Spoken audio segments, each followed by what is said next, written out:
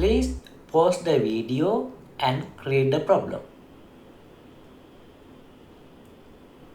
Alright, let me explain this. First, we need to understand events.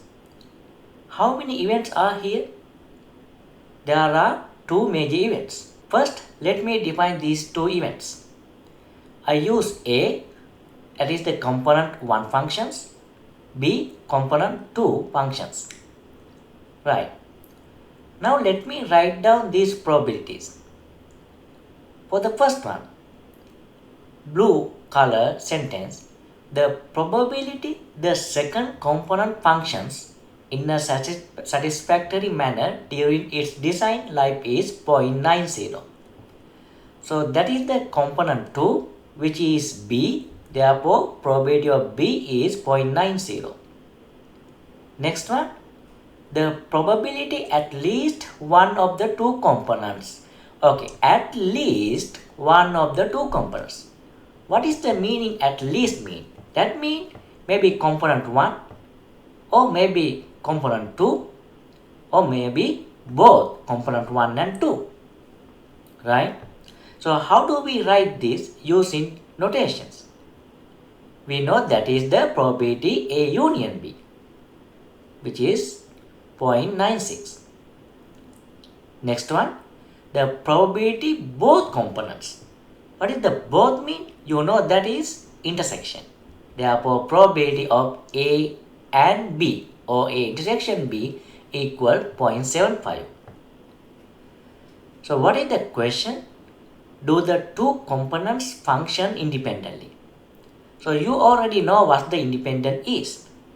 So how do we check if two events are independent statistically?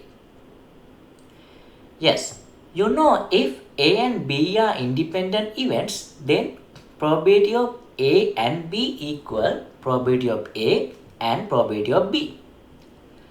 We can use this, and also we know probability of B and probability of A and B. We need to find the probability of A. How do we find the probability of A? Could you remember the additive law of probability? So this is, we know probability of A union B, probability of B and A and B. But we don't know probability of A. So we can find the probability of A using this, that is 0.81. Now we can use this. We need to check if probability of A and B equal probability of A times probability of B. First, we already know actually probability of A and B, that is 0.75. So we need to check the probability of A times probability of B. Since we know probability of A and probability of B, we can get it 0.729. Now we know probability of A times probability of B is 0.729, but probability of A intersection B is 0.75. They are not equal. Therefore, what is your conclusion? The events A and B are not independent. So this is one way to check it. What is that? If A and B are independent events, then probability of A and B equal probability of A times probability of B. Do you know any other method to show this? Yes, we know conditional probability. What is that? Probability of A given B should be equal to probability of A if A and B are independent. Or switch the letters, it's okay. That means probability of B given A should be equal to probability of B.